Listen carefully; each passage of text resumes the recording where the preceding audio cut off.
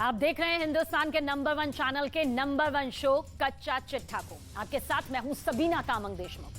कच्चा चिट्ठा में आज रूस के परमाणु बमों का गुप्त ठिकाना दिखाने जा रहे हैं। रूस के परमाणु शस्त्रागार के बारे में दुनिया जितना जानना चाहती है, रूस उसे उतना ही छिपाता रहता है।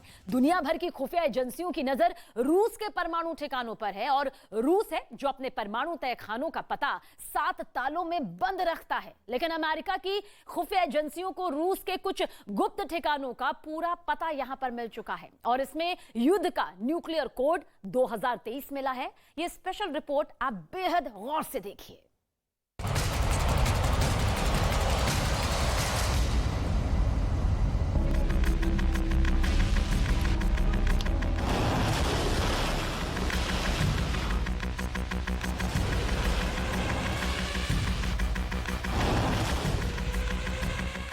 RS-36 की रेंज 16,000 किलोमीटर। ये रूस की इंटरकॉन्टिनेंटल बैलिस्टिक मिसाइल है।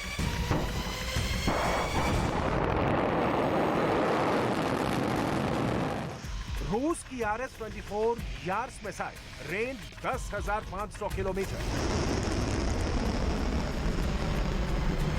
रूस की RS-28 परमाणु मिसाइल रेंज 10,000 किलोमीटर।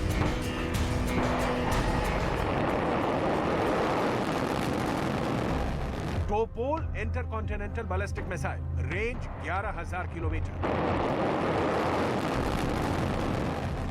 रूस की Topol M missile range 11,000 kilometre.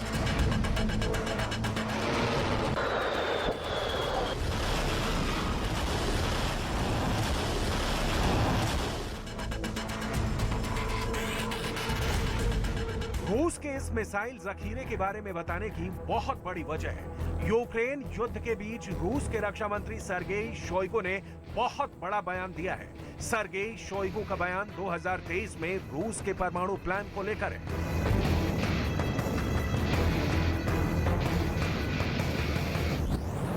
На текущий момент в 5 соединениях ракетных войск стратегического назначения обеспечено строительство объектов инфраструктуры для размещения новых ракетных комплексов. При подготовке перечня объектов капитального строительства на 2023 год особое внимание будет уделено строительству в интересах стратегических ядерных сил. सुना आपने, रूस के रक्षा मंत्री सर्गेई शोइगु का कहना है कि 2023 में रूस अपने परमाणु बलों के लिए बुनियादी ढांचे के निर्माण पर विशेष ध्यान देगा। मिसाइल बलों की लड़ाकू क्षमताओं को बेहतर बनाने के लिए काम करेगा। नई मिसाइल प्रणाली को आगे बढ़ाएगा।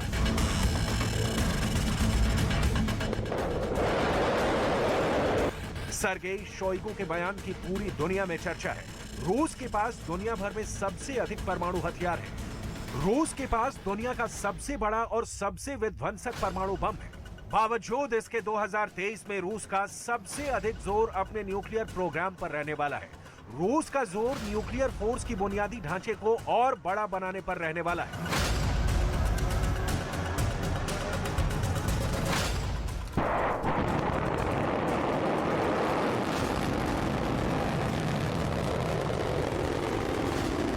Подготовки перечня объектов капитального строительства на 2023 год особое внимание будет уделено строительству в интересах стратегических ядерных сил.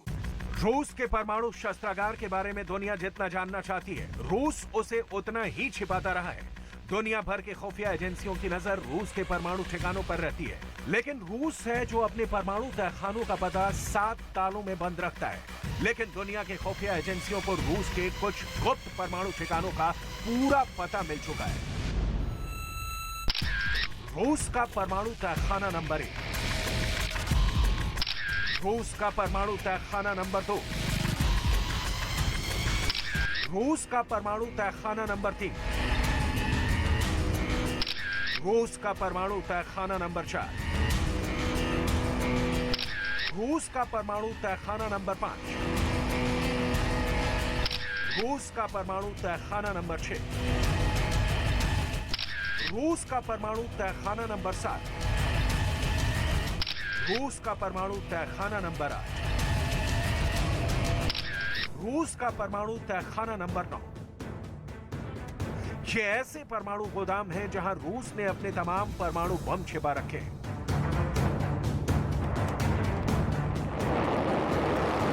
जिसमें से सबसे खास परमाणु तहखाने हैं ब्रांस्क 18, अमूर 31, बेलग्राद। रूस के मैप पर आप ये जो पीले पॉइंट देख रहे हैं, वहां रूस ने परमाणु बम जमा कर रखे हैं। ये रूस के कुल 25 परमाणु तहखानों की पक्की लोकेशन है, जहां से रूस अपनी मिसाइलों के जरिए किसी भी देश पर परमाणु हमला बोल सकता है। रूस की परमाणु मिसाइल ठीक ऐसे ही धुआं उड़ाती, आसमान को अपनी आग से जलाती अपने लक्ष्य की ओर बढ़ चलेगी। रूस के टारगेट वाले स्पॉट के आसमान में सर्वनाश का शोर गूंज उठेगा। वहां की तस्वीर ठीक वैसी दिखेगी जैसे बरसों पहले जापान के हिरोशिमा और नागासाकी में देखा था।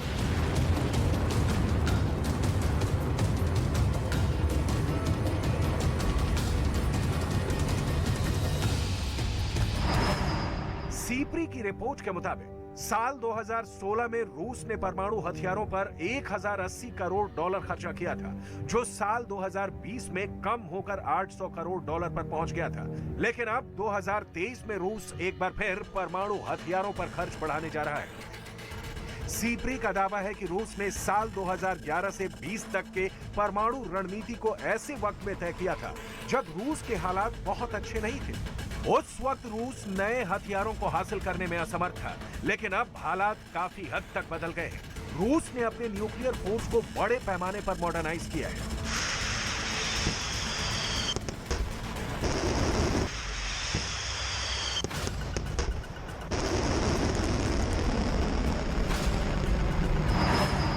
अब रूस जिस परमाणु रणनीति को आगे बढ़ा रहा है, उसे 2018 से 2027 तक के लिए तय किया गया है। इस रणनीति के मुताबिक सामरिक परमाणु बलों में सुधार रूस की सर्वोच्च प्राथमिकता बनी हुई है।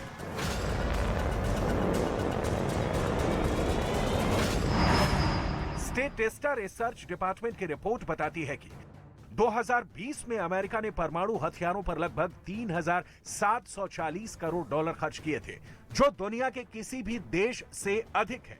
चीन 1,300 करोड़ डॉलर के साथ दूसरे नंबर पर रहा।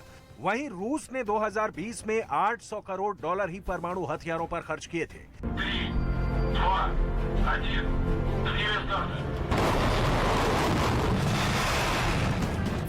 द न्यूयॉर्क टाइम्स की एक रिपोर्ट के मुताबिक दुनिया के मशहूर युद्ध विश्लेषकों का मानना है कि पुतिन की सेना किसी भी पारंपरिक युद्ध को कैसे परमाणु युद्ध में बदलना है, इसकी पूरी तैयारी कर चुकी है। यूक्रेन में अभी जो युद्ध हो रहा है, उसे कैसे परमाणु युद्ध की शक्ल देनी है, इसका अभ्यास कर चुकी है।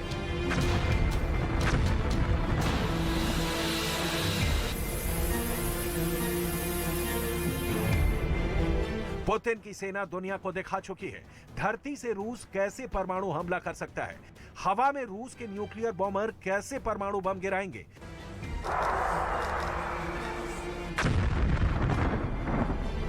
समंदर की लहरों से कैसे रूस के युद्धपोत परमाणु मिसाइल दागकर तबाही लाएंगे। समंदर के अंदर मौजूद परमाणु पनडुब्बी से रूस की सेना कैसे न्यूक्लियर अटैक कर सकती है। सीप्री की रिपोर्ट के मुताबिक रूस में परमाणु हथियारों के लिए 3 संस्थाएं काम करती हैं। पहला रोसोटॉम, दूसरा 12वीं गोमो और तीसरा strategic rocket force RVSM। Rosatom रूस के परमाणु हथियारों के सभी तरह के विकास और उत्पादन के लिए जिम्मेदार है। रूस के 10 शहरों में रोसाटॉम की खुफिया यूनिट है। रोसाटॉम में कुल 2.5 लाख लोग काम करते हैं, जिनमें से 95,000 परमाणु हथियारों के रिसर्च और विकास का काम करते हैं। बाकी के 1,55,000 लोग परमाणु बमों के प्रोडक्शन यूनिट पे काम करते हैं। रूस की 12वीं गोमो GUMO परमाणु हथियारों के स्टोर, ट्रांसपोर्ट और सुरक्षा की जिम्मेदारी निभाती है। 12वीं गोमो में करीब 50,000 लोग काम करते हैं, जिनमें से 45% अधिकारी हैं। वहीं strategic rocket force RBSM silo और ICBM यानी इंटरकॉन्टिनेंटल बैलिस्टिक मिसाइल की जिम्मेदारी निभाता है। इसमें 70,000 से अधिक लोग काम करते हैं। रूस के यही वो ठिकाने हैं जहां उसने अपने परमाणु हथियार छिपा रखे। इन किसी भी तहखाने से परमाणु बम निकलेगा और मिसाइल लॉन्चर तक पहुंच जाएगा। परमाणु युद्ध से दुनिया का हर एक देश खौफ खाता है। एक ऐसा हथियार जिसकी काट अब तक दुनिया का कोई देश नहीं बना पाया। न्यूक्लियर बम का जवाब सिर्फ न्यूक्लियर बम से ही दिया जा सकता है, या फिर युद्ध में हार मानकर। यही वजह है कि दुनिया के सुपर पावर परमाणु हथियारों की ताकत बढ़ाने में जुटे होते हैं।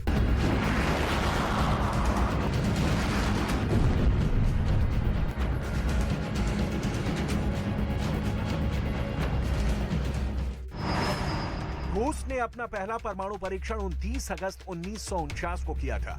रूस ने आखिरी बार 24 अक्टूबर 1990 को न्यूक्लियर टेस्ट किया था। रूस अब तक कुल 715 परमाणु परीक्षण कर चुका है, जिसमें 496 अंडरग्राउंड रहे हैं। दुनिया में अब तक 2059 परमाणु परीक्षण हुए हैं। इनमें सबसे अधिक 1030 परमाणु परीक्षण अमेरिका ने किया है। दावा किया गया कि रूस के परमाणु परीक्षणों का एक बड़ा मकसद अपने टैक्टिकल न्यूक्लियर हथियारों को और एडवांस बनाना भी था। रूस के मैप पर आप जो ये लाल रंग के पॉइंट देख रहे हैं, वहां रूस ने अपने टैक्टिकल न्यूक्लियर हथियार जमा कर रखे हैं। ये रूस के कुल 12 टैक्टिकल परमाणु हथियार के गोदाम की पक्की लोकेशन है। टैक्टिकल न्यूक्लियर हथियार छोटे परमाणु बम होते हैं जो बड़े परमाणु बम के मुकाबले कम दायरे में रेडिएशन फैलाते हैं।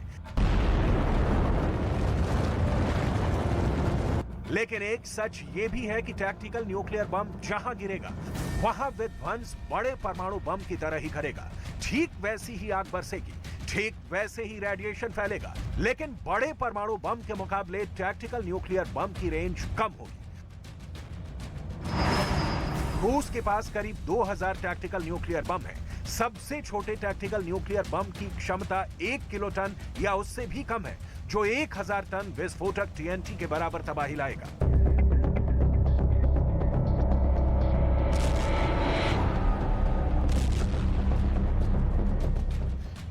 रूस के रक्षा मंत्री के ताजे बयान से साफ है, रूस एक बार फिर अपनी न्यूक्लियर पावर बढ़ाने में लग गया है।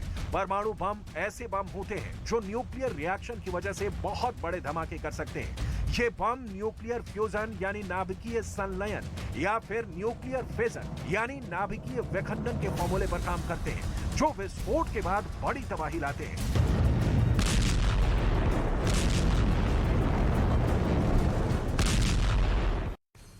Stockholm International Peace Research Institute ने 2022 की सालाना रिपोर्ट में आशंका जाहिर की कि वैश्विक तनाव के चलते शीत युद्ध के बाद पहली बार परमाणु हथियारों का वैश्विक जखीरा जल्द ही फिर से बढ़ सकता है।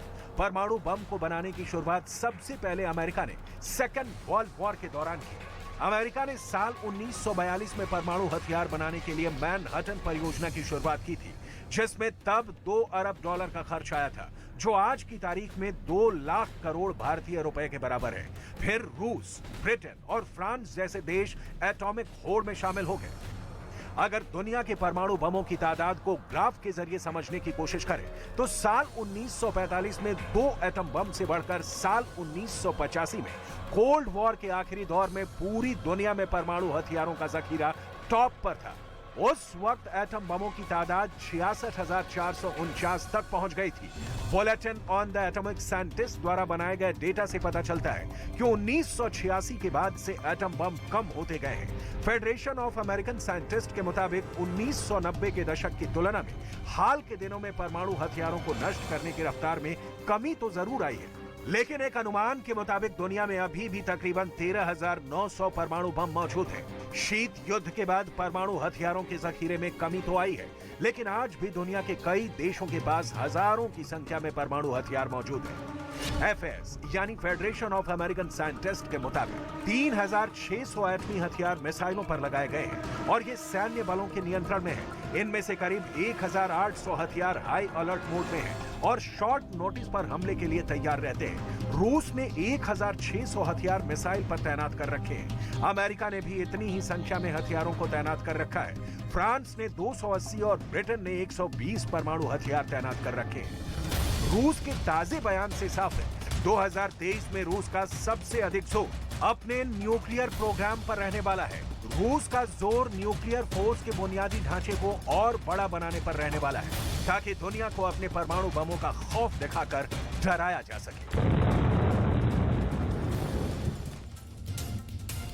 देखिए, एक रिपोर्ट ने प्रेसिडेंट व्लादिमीर पुतिन की नींद उड़ाकर रख दी है। इस रिपोर्ट में दावा किया गया कि पुतिन का रूस में लोकप्रियता का जो लेवल है वो लगातार गिरता जा रहा है। रूस की जनता अब महायुद्ध के मूड में बिल्कुल नहीं है। खेरसॉन की हाहाकारी हार के बाद अब घरेलू फ्रंट पर पुतिन को जोर का झटका लगा है। पुतिन के लिए युद्ध में पीछे हटने का सवाल ही नहीं है और आगे बढ़ने में अब उनका साथ रूस की जनता ही नहीं दे रही है। ऐसे में पुतिन का नेक्स्ट स्टेप यानी कि अगला कदम क्या होगा, पूरी डिटेल इस स्पेशल रिपोर्ट के जरिए आज आपको मिलने जा रही है।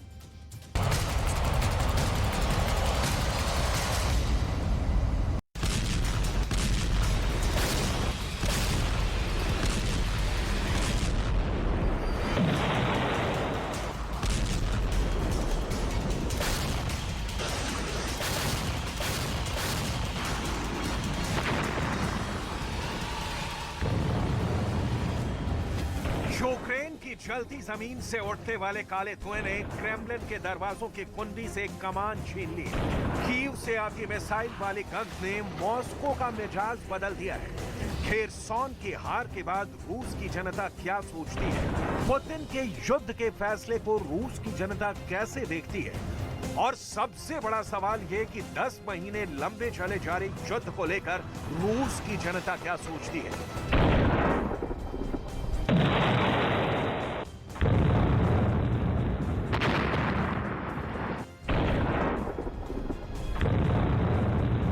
एक रिपोर्ट आई है जिसके मुताबिक रूस के हर 4 शख्स में से सिर्फ एक युद्ध का समर्थन करता है। इस रिपोर्ट को तैयार किया है क्रेमलिन फेडरल प्रोटेक्टिव सर्विसेज ने। हालांकि ये लीक्ड रिपोर्ट है जिसे क्रेमलिन फेडरल प्रोटेक्टिव सर्विसेज ने जारी नहीं किया है। इसके मुताबिक रूस के सिर्फ 25% लोग पुतिन के युद्ध जारी रखने के फैसले को सही मानते हैं। क्रेमलिन स्टडी में ये बात सामने आई है कि 55% लोग यूक्रेन के साथ वार्ता के पक्ष में हैं। जुलाई में सिर्फ 32% लोग यूक्रेन के साथ वार्ता चाहते थे, यानी 5 महीनों में 23% और नागरिक युद्ध के खिलाफ हो गए। यूक्रेन के मैदान में मरते सिपाहियों की तादाद का यूक्रेन का दावा सुनकर रूस की जनता का माथा ठनक गया है। क्रेमलिन स्टडी के मुताबिक युद्ध के बाद पुतिन की लोकप्रियता का ये सबसे निचला स्तर है। पुतिन इस वक्त रूस के सबसे बड़े नेता हैं। उनकी सत्ता को सीधा चैलेंज करने की पूरे रूस में अभी किसी के पास शक्ति नहीं। उस नेता का ग्राफ क्या युद्ध ने 55% पर लाकर पटक दिया है। पुतिन ने युद्ध में कितना खोया, इसका हिसाब आप देखेंगे तो थोड़ा सा तो आपको भी यकीन करना होगा कि पुतिन क्या अनजाने में यूक्रेन से युद्ध लड़ने निकले थे। यूक्रेन युद्ध के परिणाम को वो माप नहीं पाए। सवाल उठेंगे कि फिर कैसा योद्धा, वो जिसने 10 महीने से देश को युद्ध में झोंक दिया है, वो जिसके कारण अब रूस की इकोनॉमी पर बन आई दिख रही है, या वो जिसकी सिर्फ जिद ने रूस को यूक्रेन में फंसा दिया है। जंग रूस के लिए कितनी जरूरी है, ये रूस की जनता को तय करना है और उसकी नुमाइंदगी करते हैं राष्ट्रपति पुतिन। पुतिन की शख्सियत बताती है कि उन्हें रूस प्यार करता है, लेकिन अपनों के खोने का गम अब उसे खौला रहा है। यूक्रेन से रूस के सैनिकों के सरेंडर की खबरें, टैंकों में झुलसकर मरने वाले रूस के सैनिकों की खबरें, मिसाइल हमले में मरने वाले सैनिकों, रूस के सैनिकों की खबरें अब रूस की जनता को अंदर से कचोट रही है। रूस की जनता को यह दर्द सालने लगा है कि यूक्रेन की युद्ध वेदी पर कितने रूसी लाल अभी और बलि चढ़ेंगे। पुतिन के प्यार में पुत्र खोने का गम नहीं भुलाया जा सकता। रूस के सिपाही हाड़ मांस गला देने वाली ठंड में युद्ध लड़ रहे हैं।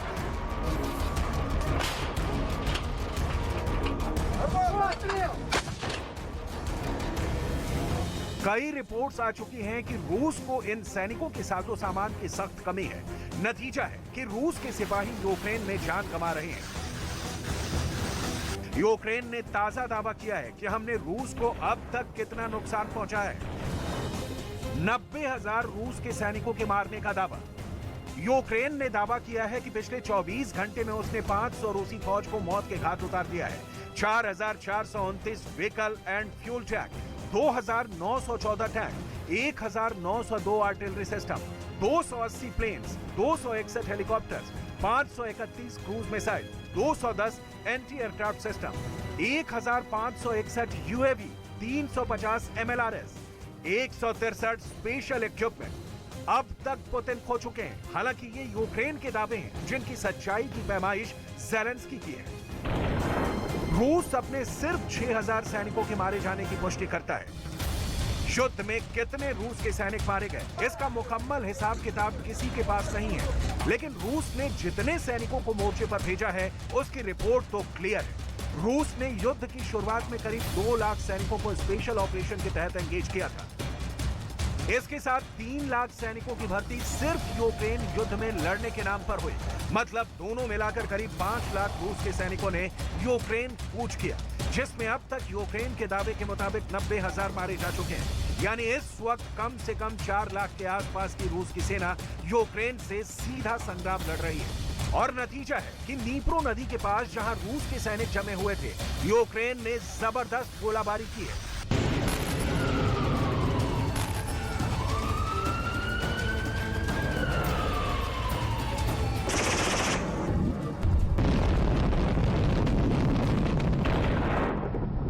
कहा जा रहा है कि रूस के सैनिक जंगल की ओर भागते दिखे हैं। खेरसॉन में हार के बाद पुतिन ने यूक्रेन को बमों और मिसाइलों से धुआं कर दिया है। यूक्रेन का शायद ही कोई ऐसा कोना हो जहां पुतिन ने बम नहीं गिराए हो, लेकिन नतीजा मन माफिक नहीं निकला। ज़ेलेंस्की ज्यों के त्यों तन के खड़े हैं।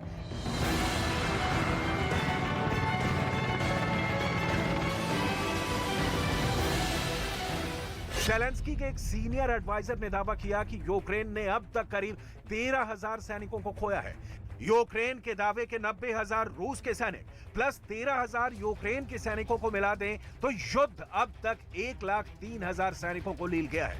लाखों लोग सड़क पर आ गए हैं, हजारों लोग पलायन के लिए मजबूर हुए हैं।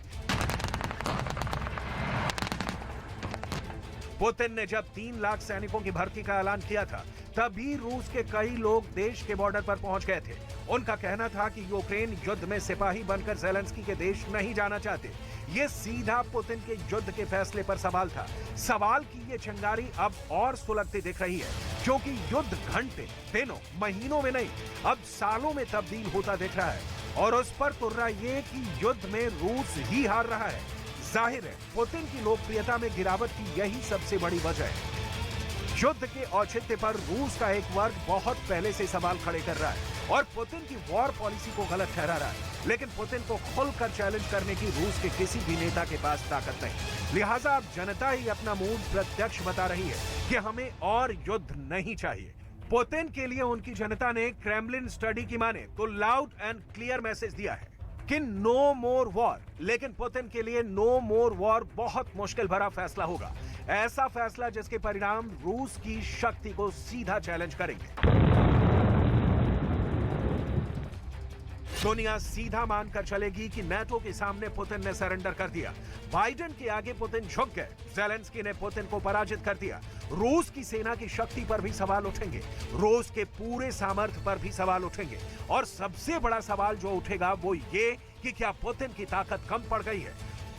पुतिन 2 दशक से रूस पर एक छत्र राज कर रहे हैं। पुतिन की दोस्ती और दुश्मनी से पूरी दुनिया वाकिफ है। पुतिन की साख दांव पर लगी है, तो उसकी कीमत है पुतिन का अमेरिका को करारा जवाब देना, अपने पड़ोस में नाटो के विस्तार को सदा सदा के लिए समाप्त कर देना। पुतिन इससे पहले ठहरते नहीं दिख रहे। खेरसॉन की हार पुतिन को शूल की तरह चुभ रही है। इसी बात की आशंका अमेरिका के राष्ट्रपति जो बाइडेन भी जता रहे हैं कि वो पुतिन से बात करना चाहते हैं, लेकिन पहले वो हमले बंद कर दें। जाहिर है पुतिन बाइडेन की शर्तों पर समझौते के लिए कभी राजी नहीं होंगे। बाइडेन वार्ता की कोशिश में भी चाहे जितने पैतरे आजमा लें, इस वक्त फ्रांस के राष्ट्रपति इमैनुअल मैक्रो अमेरिका के दौरे पर हैं। मैक्रो के साथ साझा प्रेस कॉन्फ्रेंस में जो बाइडेन ने जो कहा उसे जरूर सुनना चाहिए। I have no immediate plans to contact Mr. Putin. Mr. Putin is, I mean, if in fact there is an interest in him deciding he's looking for a way to end the war. He hasn't done that yet. If that's the case, in consultation with my French and my NATO friends, I'll be happy to sit down with Putin to see what he has in mind. He hasn't done that yet. ये Emmanuel Macron है।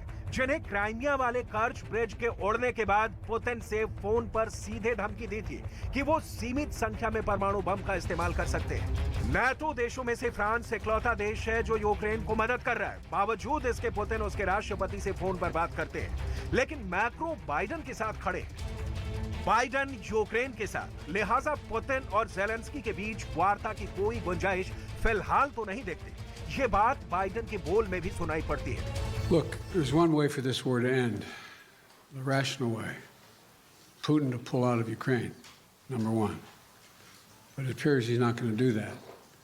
He's paying a very heavy price for failing to do it, but he's inflicting incredible carnage on the civilian population of Ukraine, bombing nurseries, hospitals, children's homes. It's sick what he's doing. कुल मिलाकर मतलब ये निकलता है कि Ukraine युद्ध की कुंडली में अभी और रक्त रंजित इतिहास लिखना बाकी है। इंसान और युद्ध के बीच यूक्रेन में अभी और खून बहना बाकी है। वैसे भी खेरसॉन ने पुतिन को और उकसा दिया है और पुतिन के पास अभी विकल्पों का टोटा नहीं पड़ा है। रूस के हथियारों के भंडार भरे हुए हैं। कुछ दिन पहले पुतिन ने बाकायदा इसका प्रदर्शन किया है। व्लादिमीर पुतिन की एक सीक्रेट फाइल पूरी दुनिया में चर्चा का विषय बनी हुई है। इसमें से कुछ गोपनीय दस्तावेज मौजूद है। दावा यह किया जा रहा है कि इस दस्तावेज पर खुद पुतिन के हस्ताक्षर हैं। क्या है पुतिन की इस सीक्रेट फाइल में और कैसे इस फाइल ने खोल दिया है पुतिन का ये पूरा सीक्रेट, स्पेशल रिपोर्ट के जरिए आप देखें।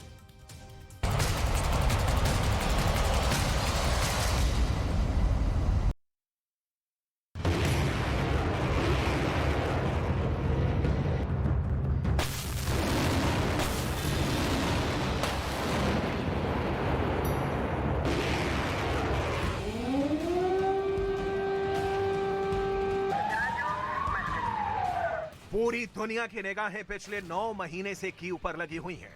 दुनिया की हर बड़ी खुफिया एजेंसियों के अंडरकवर एजेंट मॉस्को के अंदर मौजूद हैं।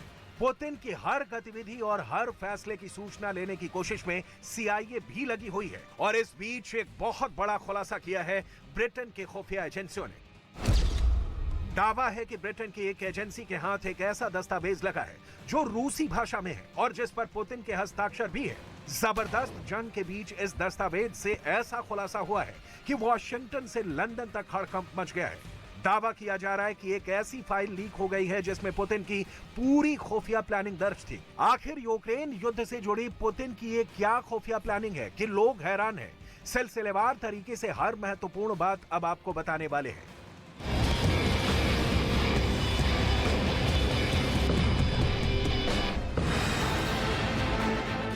इस वक्त खेरसॉन के अंदर ताजा हालात क्या है और कैसे हथियार डालने के बावजूद भी खेरसॉन के हिस्सों में पुतिन की दहशत फैल गई है, ये सब हम आपको बताने वाले हैं। लेकिन सबसे पहले बात होगी पुतिन की उस सीक्रेट फाइल की जिसमें यूक्रेन और रूस की जंग का सबसे बड़ा रहस्य छुपा हुआ है। यूक्रेन के एक टॉप ऑफिशियल ने खुलासा किया है कि पुतिन अगस्त के महीने तक पूरे यूक्रेन को रूस में विलय करवाने के प्लान तैयार कर चुके थे। इतना ही नहीं, पुतिन ने सिर्फ 10 दिन के अंदर पूरे यूक्रेन पर कब्जा करने का प्लान तैयार किया था।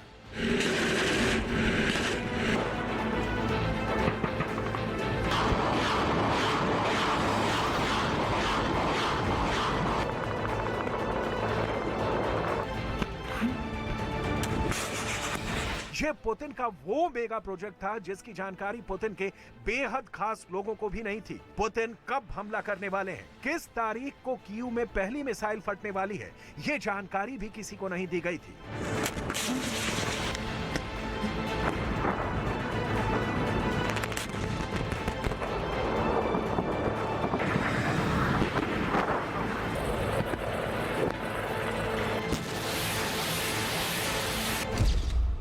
यह खुलासा किया है ब्रिटेन की agency royal United services institute for defence and security studies यानी रूसी ने।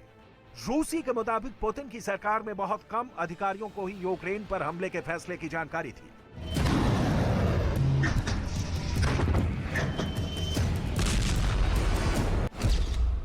रूसी के मुताबिक प्लान यह था कि 10 दिनों के अंदर पूरे यूक्रेन पर कब्जा कर लिया जाएगा और अगस्त के महीने तक यूक्रेन का आधिकारिक तौर पर विलय करवा लिया जाएगा।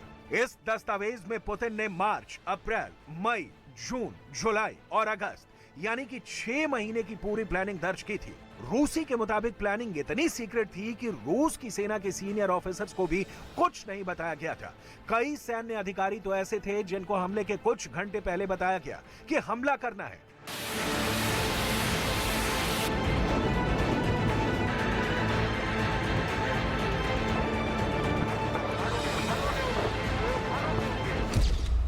इस खुफिया दस्तावेज के मुताबिक पुतिन की प्लानिंग थी यूक्रेन की संसद पर कब्जा करना, यूक्रेन के सभी परमाणु संयंत्रों पर कब्जा जमाना था, यूक्रेन के सभी केंद्रीय बैंकों पर कब्जा जमाना था। इसके अलावा यूक्रेन के सभी बिजली स्टेशनों, यूक्रेन में वाटर सप्लाई करने वाले सभी स्रोतों पर कब्जा करना था।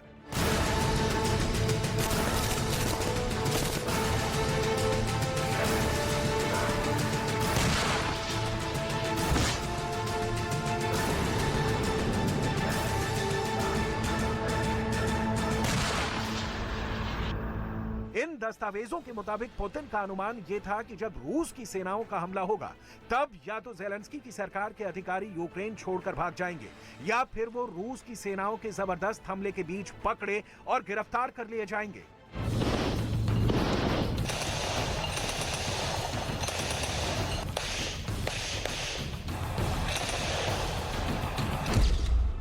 इस सीक्रेट फाइल के मुताबिक पुतिन ने खमेलिन तस्किन न्यूक्लियर पावर प्लांट और रिवने न्यूक्लियर पावर प्लांट पर भी कब्जा जमाने की योजना बना रखी थी।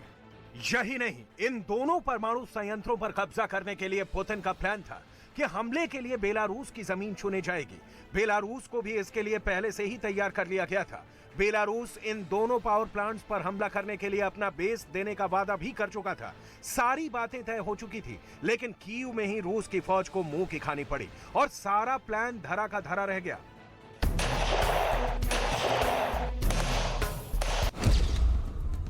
सबसे बड़ा खुलासा तो यह कि पुतिन ने यह प्लान भी बनाया था कि यूक्रेन के परमाणु संयंत्रों पर कब्जा करने के बाद यूरोप के देशों को ब्लैकमेल भी किया जाएगा। ब्लैकमेलिंग इस बात के लिए कि कब्जा किए गए परमाणु संयंत्रों से किसी भी वक्त परमाणु विकिरण हो सकता है।